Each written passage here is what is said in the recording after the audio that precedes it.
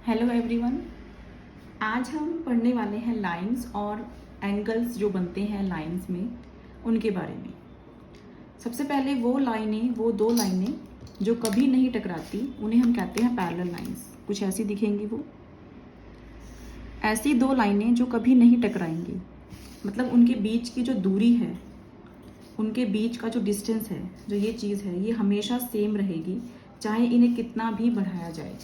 ऐसी दो लाइनें जो कभी नहीं टकराती, दे नेवर इंटरसेक्ट, उन्हें हम कहते हैं पैरेलल लाइंस, और हिंदी में उन्हें कहते हैं समांतर रेखाएं। उनके बीच का जो अंतर है वो हमेशा समान रहेगा।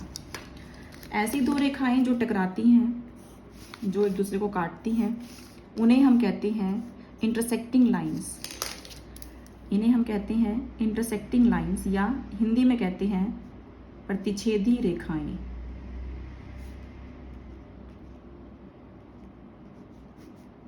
ये एक बिंदु पर एक दूसरे को काटती हैं। इंटरसेक्टिंग पॉइंट इसे कहते हैं, प्रतिच्छेदी बिंदु इसे कहते हैं हिंदी में। उसके बाद जब ये लाइनें टकराएंगी आपस में, जो दो लाइनें जो टकरा रही हैं आपस में, यहाँ पे कुछ कोण बन रहे हैं, आप देख पा रहे हैं। ये दोनों कोण बन रहे हैं, यहाँ पर भी कोण बनेंगे। तो इनकी कुछ प्रॉपर्टीज होती है। सबसे पहली प्रॉपर्टी है इंटरसेक्टिंग लाइंस में बनने वाले एंगल्स की, जिनके बारे में हम बात करने जा रहे हैं। ये जो कोण होते हैं, ये वाला कोण और ये वाला कोण, ये दोनों इक्वल होंगे। ये दोनों कोण इक्वल होंगे क्योंकि ये बिल्कुल आमने सामने हैं और ये लाइंस काट रही हैं। रीजन ये है vertically opposite angle. Vertically opposite angles इन्हें कहते हैं, और ये इक्वल होते हैं। हिंदी में इन्हें कहते हैं शीर्षाभिमुख कोण। शीर्षाभिमुख कोण, ये इक्वल होते हैं। सिमिलरली जो दूसरा पेयर है ये वाला, जो मैं ब्लू से दिखा रही हूँ। ये वाला एंगल इस वाले एंगल के इक्वल होगा। सेम प्रॉपर्टी से, सेम रीजन से ये भी शीर्षाभिमुख कोण है। ये आमने सामने बन रहे हैं जब दो लाइनें आपस में दूसरे को काट रही हैं, तो ये होते हैं शीर्षाभिमुख कोण। उसके बाद हम बात करते हैं जब दो पैरेलल लाइंस, कोई भी दो पैरेलल लाइंस जब होती हैं, और एक ट्रांसवर्सल लाइन, कोई भी दो समांतर रेखाएं हों और एक तिर्यक रेखा, इन्हें कहते हैं समांतर रेखाएं। ये हैं हमारी पैरेलल लाइंस, समांतर रेखाएं, और ये है हमारी तिर्यक रेखा, यानी कि ट्रांसवर्सल। जब दो पैरेलल लाइंस को एक ट्रांसवर्सल लाइन काटती है, कट करती है दो पॉइंट्स पर, दोनों लाइंस को अलग अलग पॉइंट्स पर, तो कुछ कोण बन रहे हैं। आप देखेंगे यहाँ पे ये एंगल बन रहा है, ये एंगल बन रहा है, ये ऐसे यहाँ पर टोटल 8 एंगल्स बनते हैं हमारे पास। टोटल 8 एंगल्स बनते हैं, और इन एंगल्स की कुछ प्रॉपर्टीज होती हैं। कुछ पेयर इक्वल होते हैं, किसी का सम 180 होता है। तो सबसे पहले है हमारे पास कॉरस्पॉन्डिंग एंगल्स। जब ये दो लाइनें आपस में पैरेलल हैं और एक ट्रांसवर्सल लाइन है हमारे पास, एंगल्स बन रहे हैं। आप देखें, ये वाला एंगल और ये वाला एंगल, ये है कॉरस्पॉन्डिंग एंगल्स, और ये इक्वल होते हैं। ये कॉरस्पॉन्डिंग एंगल है, ये इक्वल होते हैं। सिमिलरली ये वाला एंगल इस वाले एंगल के कॉरस्पॉन्ड है, संगत कोण है। ये कॉरस्पॉन्डिंग एंगल को हिंदी में बोलते हैं संगत कोण। ये संगत कोण है, ये कोण इसके बराबर होगा। ये वाला एंगल इस वाले एंगल के इक्वल होगा कॉरस्पॉन्डिंग एंगल के कारण। अगला अगर मैं दिखाना चाहूँ डिफरेंट कलर के साथ, जो ये वाला एंगल है जो मैंने ग्रीन से बनाया है, ये वाला एंगल इस वाले एंगल के कॉरस्पॉन्ड है। ये वाला एंगल इस वाले एंगल के कॉरस्पॉन्डिंग एंगल है, संगत कोण है, ये भी इक्वल होंगे। और नेक्स्ट मैं दिखाऊँ अगर रेड से, थोड़ा सा सेम हो गया कलर। ये मेरे पास और कोई कलर ब्लू बचा है, मैं ब्लू से बना देती हूँ। ये वाला कलर है, ये वाला एंगल और ये वाला एंगल, ये दोनों इक्वल होंगे, ये वाला और ये वाला। ये कॉरस्पॉन्डिंग एंगल्स हैं। ये है हमारे पास कॉरस्पॉन्डिंग एंगल्स, कॉरस्पॉन्डिंग एंगल्स, या हिंदी में इन्हें हम कहते हैं संगत कोण। अगर मैं नंबरिंग करूं तो ये 1, ये 1, ये 2, ये 2, ये 3, ये 3 के इक्वल होगा, ये 4, ये 4 के इक्वल होगा। नंबरिंग वैसे इसके कॉन्जिक्यूटिव वे में होती है, 1 2 3 4 5 6 7 8 ऐसी होती है नंबरिंग। तो 1 इक्वल, यहाँ पे हम 5 इक्वल 1 लिख सकते हैं, यहाँ पे हम 6 इक्वल 2, 7 इक्वल 3 और 8 इक्वल 4 ऐसे लिख सकते हैं। कॉन्टिन्यूस वे में नंबरिंग होती है इसकी, 1 2 3 4 1 2 3 4 ऐसे नहीं होती, 1 2 3 4 5 6 7 8 ऐसी होती है। तो ये वाला एंगल इसके इक्वल होगा, ये इसके इक्वल, ये इसके इक्वल, ये इसके इक्वल। ये कॉरस्पॉन्डिंग एंगल्स हैं हमारे, संगत कोण जिन्हें हम कहते हैं। उसके बाद आप एक चीज़ आप अगर ध्यान से देखेंगे तो आप पाएंगे कि जो एंगल, जो लाइंस हमारी इंटरसेक्ट कर रही हैं ऐसे, इसमें जो कुछ कोण यहाँ बन रहे हैं इस हिस्से में और कुछ बाहर की तरफ बन रहे हैं। तो जो यहाँ बनते हैं उन्हें हम कहते हैं इंटीरियर एंगल्स,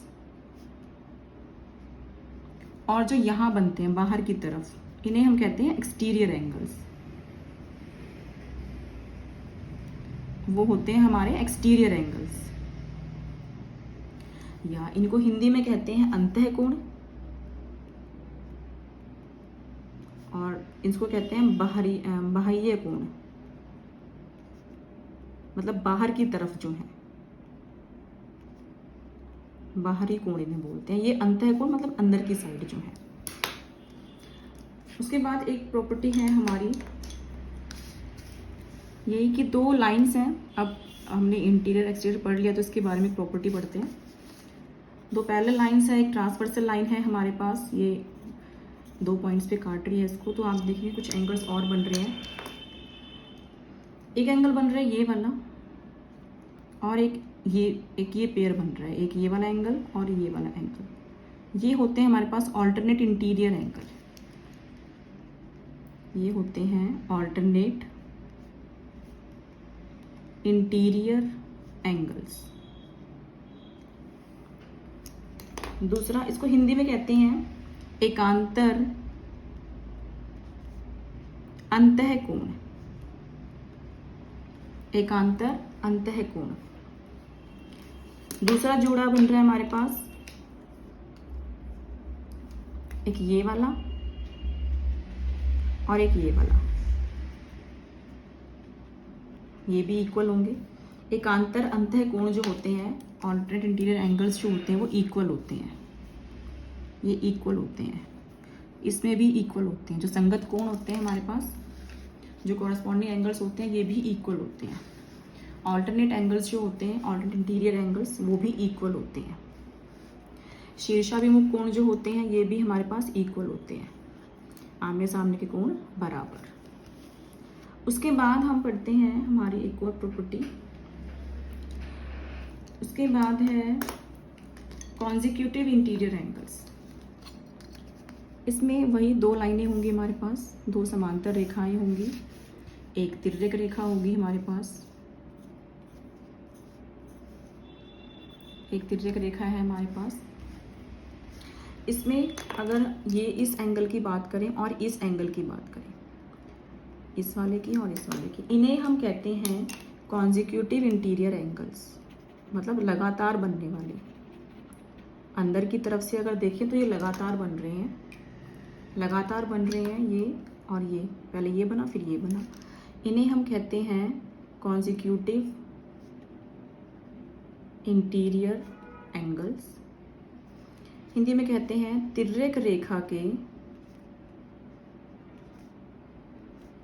एक ओर के अंतःकोण। ये तिर्यक रेखा है, इसके एक साइड पे बन रहे हैं, इधर की तरफ बन रहे हैं अंदर वाले कोण। बाहर वाले तो ये हैं, अंदर वाले कोण, या इसको एक नाम से और बुलाते हैं एक और नाम है इसका, वो है अलाइड एंगल्स। हिंदी में कहते हैं संबंधित कोण। प्रॉपर्टी क्या है? प्रॉपर्टी है कि इन दोनों का जो सम है वो 180 डिग्री होगा। प्रॉपर्टी है कि इन दोनों का जो सम होगा वो 180 डिग्री होगा। इसका एक और नाम है इस एंगल का, इसे कहते हैं को इंटीरियर एंगल, या हिंदी में कहते हैं सह अंतः कोण। ये सह अंतः कोण भी कहते हैं। प्रॉपर्टी ये है कि इन दोनों का जो सम है वो 180 डिग्री होता है। उसके बाद है हमारे पास एडजेसेंट एंगल्स। एडजेसेंट एंगल्स में क्या होता है? इसको हिंदी में कहते हैं आसन्न कोण।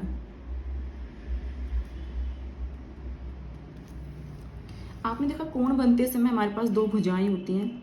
जैसे कोई भी कोण बनता है तो दो भुजाएं होती हैं, बीच में कोण बन जाता है, ऐसे ही होता है। एडजेसेंट एंगल्स में क्या होता है कि दो कोण बनते हैं और दो कोण बनाने के लिए तीन भुजाओं का इस्तेमाल होता है।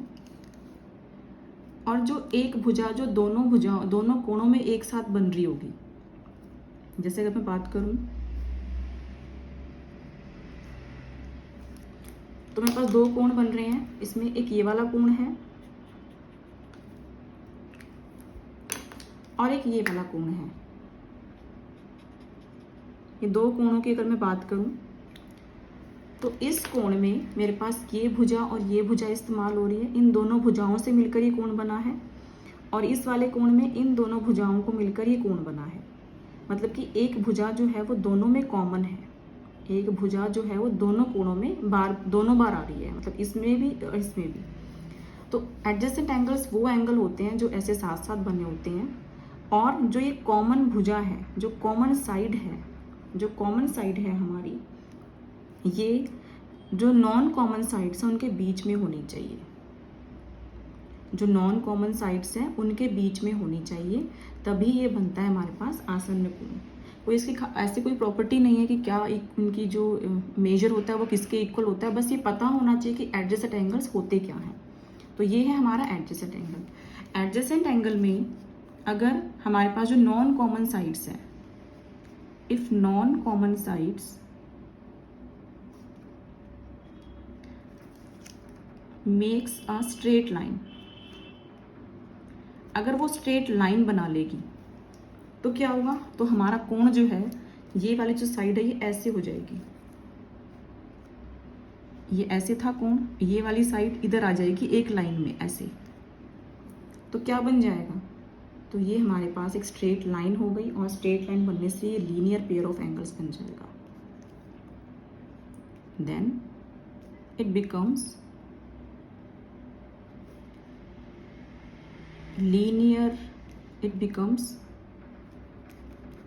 linear pair of angles. It becomes linear pair of angles.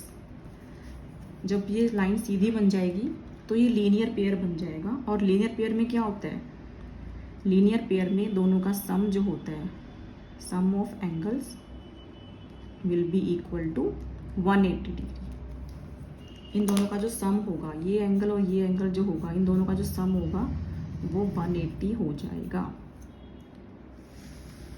तो ये थे हमारे डिफरेंट एंगल्स। समांतर रेखाएं क्या होती हैं? Intersecting lines, vertically opposite angle, corresponding angles और एक्सटीरियर इंटीरियर एंगल्स के बारे में आपने पढ़ा। और ऑल्टरनेट इंटीरियर एंगल्स, उसके बाद कॉन्जिक्यूटिव इंटीरियर एंगल्स, उसके बाद एडजेसेंट एंगल्स और इसके डिफरेंट नाम हमने देखे हैं। तो ये थे हमारे आज के टॉपिक लाइन एंड एंगल्स। आज के लिए इतना ही, फिर मिलते हैं अगली क्लास में। Take care, bye bye.